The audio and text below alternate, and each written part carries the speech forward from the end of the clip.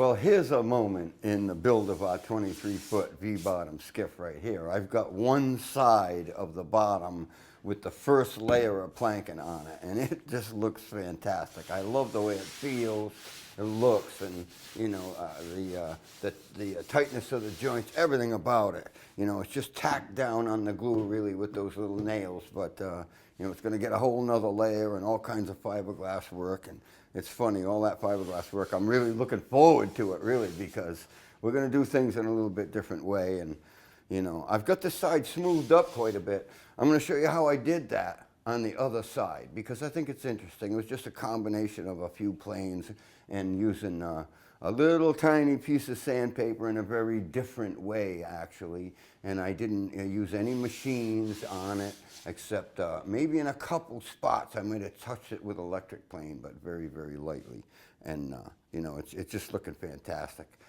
Before I go over on the other side and show you more about it, I wanted to talk to you just a little bit about the staging that we're on here. Now, you know, there's a little staging all the way around the boat, and there pretty much had to be, because the boat, like I had said before, had to be this height to build it because of the stem head.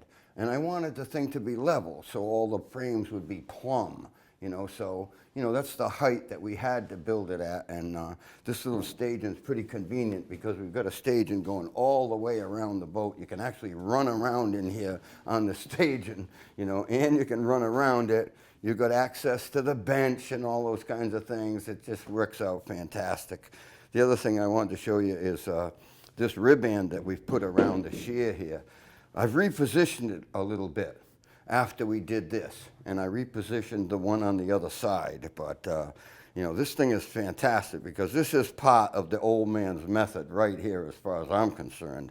You know, I didn't want to put any more side planking on it because I'm able to stand on that ribband and kneel against here, just like my father would have been when he was core hogging, and that's the position to work in.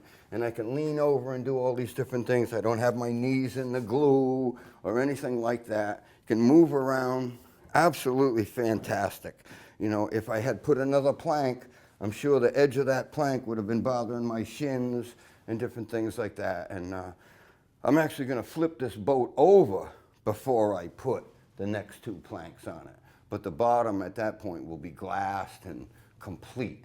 Then I'll flip it over and put the next two planks on it. But you know, we're coming along pretty good. I can't wait to start working on the other side, actually. So you know, I'm going to take you around the other side and show you some of the stuff we've been doing on the other side, and also show you my Patreon board.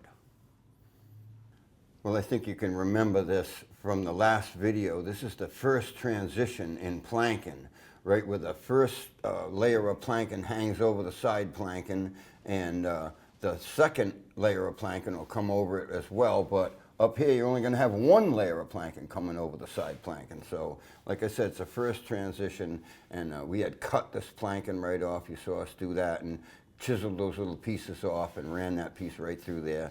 And now that it's dry, we've trimmed it all off and smoothed it out. And I think this looks fantastic. And there's going to be another transition right in here. They're somewhat different, but really the idea is to get both planks to be buttoned into this planking right here. In this area, you're going to have one layer of planking coming over the side planking. So, well, another thing I'm really happy about is our patron board.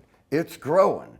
These are some of our longest serving patrons right here, and we're adding 22 new names. We just put them up right now. We got Claude Penny, Steve Aldridge, Justin Magnifico, Edward Buckner, Stephen Stanislas, SD, Tom Morse, Mike Johnson, Kevin Brannigan, Lionel Fornia, Cynthia Marcotte, Dave Joseph, Peter Ott, Scott Woburn, Daniel Kortner, Patrick Brady, Ray Theron, Richard Hoffman, Chad Edwards, Morgan O'Neill, Anders, and Tim Gillespie.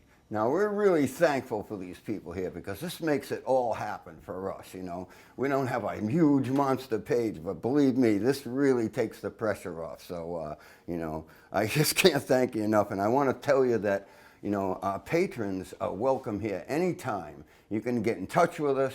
You can stop by, I'll spend some time with you, you know, whatever it takes, because, you know, I think we got a special relationship right here. Now, I just want to shift some attention to the boat that we're working on here, and I've got some of the planking laid out right here. I really laid it out for length more than anything. I haven't fit them together or fit them against the keel or anything, but I did want to lay them out and number them and just get them all gathered up where I can start working on it. And I do have 14 planks back aft that are fit and I'm ready to glue down. And so I'm going to gather these up and get them out of the way, and we're going to go back aft and look at some things. But the first thing I wanted to do while I'm up here is show you some more about the connection between the stem, really, and forefoot and the keelson itself.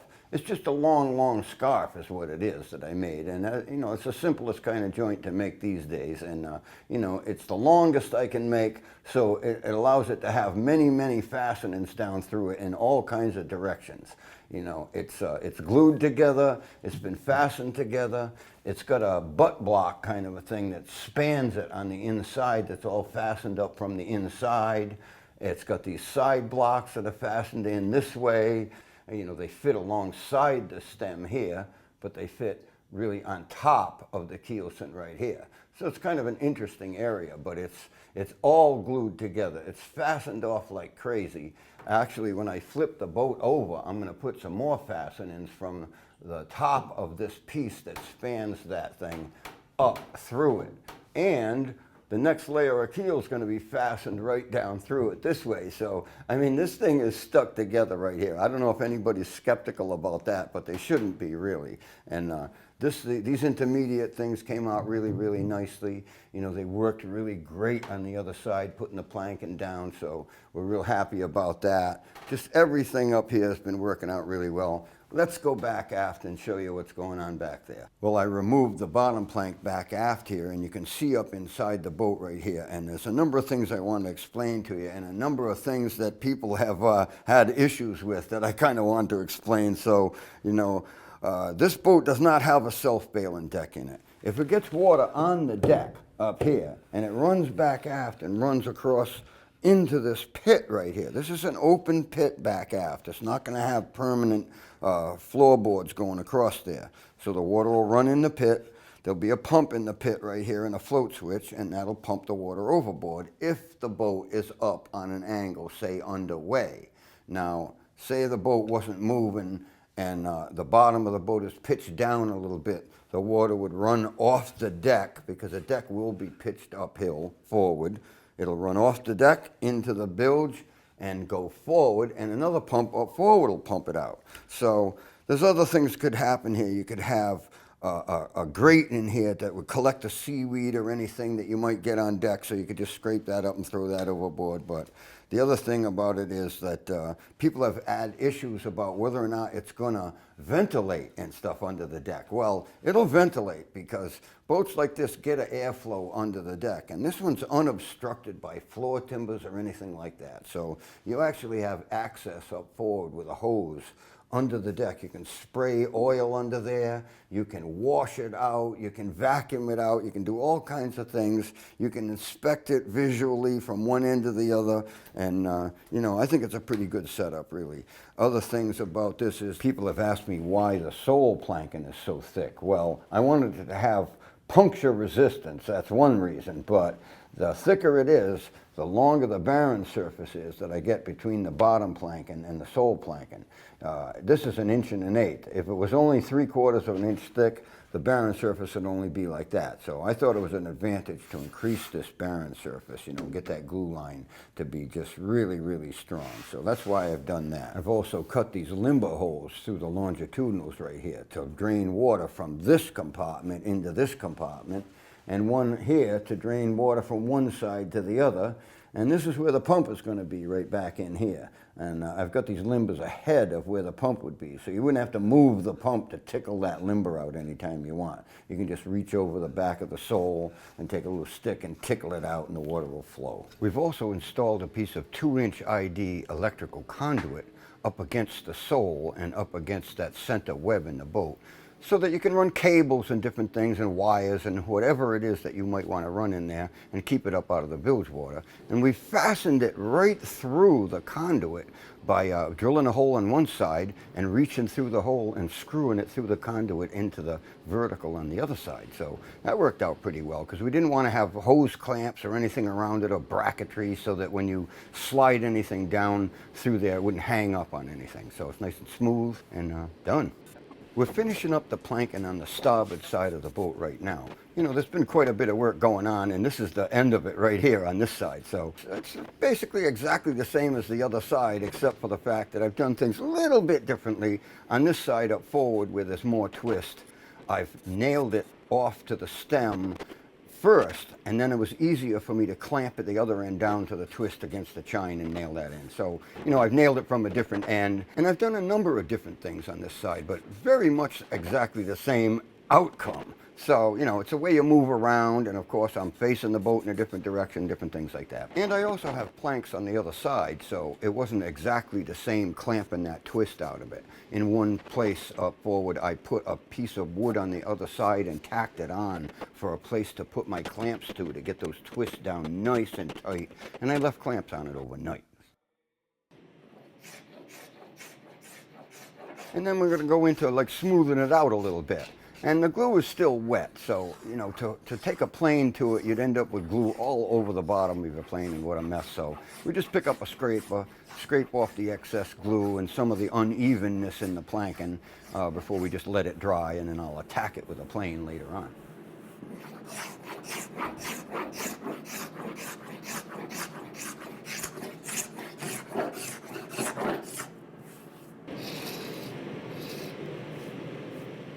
Right now I'm working behind that forward planking where I glued this up the other day, and the glue here is all dry. So I'm searching around with my hand a little bit, trying to find any high spots or unevenness, because I did put a few planks on there that were a little bit thicker than the rest of them, very slightly thicker. But rather than go at that with a hand plane, I'll just take an electric plane and knock those few planks off first. And it's pretty easy to do. You got to get your plane on there on the right angle and all those kinds of things to make it work out right. And those black marks that we made, you know, are an indication of where there's a high spot. Now I can go over that black magic marker, and in some strokes it'll just disappear right away because the marker's on the surface. Well, that doesn't mean I've got the plank down all the way where it needs to be just yet, but you can feel the lumps under the planer as you're planing very easily, as long as you get the plane on there in the right attitude.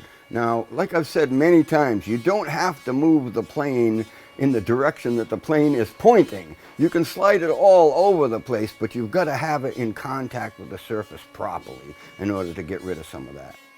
Once I've got most of the lumps knocked down where the black magic marker was, I can feel around with my hand again, you know, and it's very easy to find the lumps as long as you keep your hand moving. You slide your hand back and forth, and when you go over a lump, you'll know exactly where it is, you know, and then you can find that same lump. Go to that area with your plane, and you'll find out you can feel it under the plane at the same time. You know, it's amazing that the plane is that capable of doing something like that. Not only can you plane the surface flat, you can feel the surface and everything else. So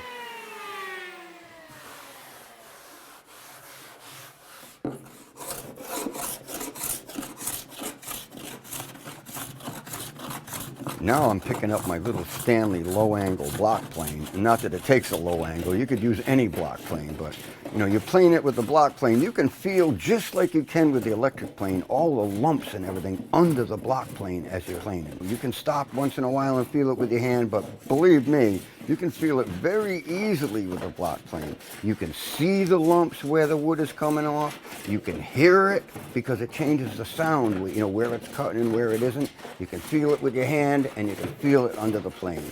And it's a very, very satisfying thing to do ferring like this, because you're bringing out the shape, you're getting rid of all the imperfections and the glue and everything, and it really transforms the hull. And even more so satisfying with tools, you know, with hand planes and different things like that. Lots of people would probably want to take a 4-inch wide longboard and sand like crazy to get this down to where I'm getting it, but you know, I'm not into the dust, so you know, I use mostly blades, and when I do sand it, it's going to be very, very lightly. Now I'm back at the bow, and before the glue dries really, I'm going to take a saber saw and cut that rooster comb right off the bow end right there. And then what I'm going to do is take a gauge and I'm going to mark that flat plane of the stem off on the starboard side planking. And the reason for that is so that I'm going to put another row of nails. I don't want to get the nails too close to where I'm going to trim it or plane it.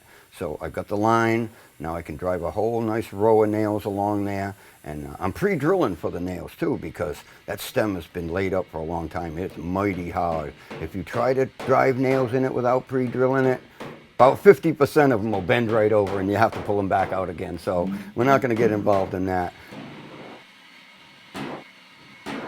It's time to set the nails right now, and it's not just to get them below the surface, but I need them below the surface to do any planing. But when you tighten the nails up, it pulls the glue down even tighter, you know, so I get an original adhesion or contact when I drive the nail, and then I let that glue spread a little tiny bit, and then I come back and set the nails and I get a better contact.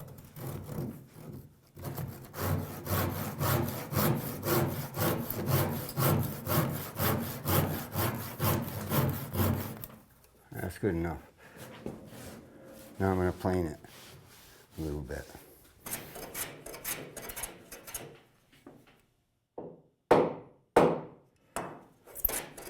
I'm going to start at the top, and I can plane in either direction really at the top because I'm about 90 degrees across the ends of the side planking or the bottom planking. And once I get past that a little bit, I'm going to switch over and start planing it from the top down. Now when I get near to the chine, I'm going to switch over and plane it in the other direction because I don't want to plane down into the end grain of the bottom plank, and it just would keep fetching up on me. So, you know, a few strokes down here and it's going to be looking absolutely perfect.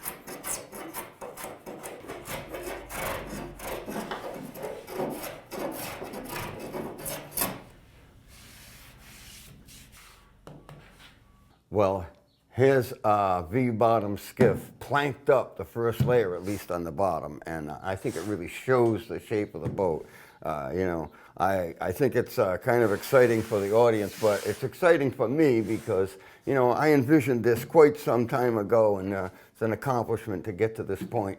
And I think it came out, well, I mean, I don't want to brag, but it came out better than I thought it was actually going to come out. It really came out nice. The whole process, the way we went about it, is actually the art of it. Really is the way we went about it, you know, the type of tools we used, the type of methodology we used, you know, because it's quite different, you know, like I've said many times, than a lot of people's understanding of what wooden boat building is today. So, you know, it's been fun, and the next thing we're going to do is fiberglass it, and we're going to put a layer of fiberglass over. It's going to be relatively easy because we're not going to go around the corners at the chines or anything like that. It's going to be trimmed right off. We are going to go over the keel. So we're going to put a layer of 1708 biaxial cloth on it, and then we're going to put another layer of planking over that, and then we're going to put 2 layers of 1708 biaxial fiberglass cloth over that. And that's going to go right around the stem and all the way up to this plank right here. We're going to deduct a little bit of thickness off the top of this plank and let the fiberglass cloth just kind of take a little kink like that. So when we put the next plank up against it, you won't notice the seam any more than you would if it was just wood. So, you know, that's kind of what we're up to. But, you know, the other thing I want to do is show you this tool. Now, this tool's pretty interesting. I've had this one for quite a while. I do use this one quite a bit. You know, I don't know what vintage it is, who built it, you know, where it came from, what it was originally for. To me, you know, when I did get this, it was sharp or sharpened. So to me, it's an adze. I believe it's an adze, and you know, it's a good one. I prefer it even more than a lipped adze because you know, it makes contact mostly in the center right here when you use it, and it doesn't have a lot of twisting force. And it's got enough counterbalance and all those kinds of things. And I put the handle in it, and you know, I shaped the handle to fit the hole in the head, and I love the shape of it because it's kind of like a football shape. It doesn't twist in your hand. And it's counterbalanced by the other head, so it does handle really nice.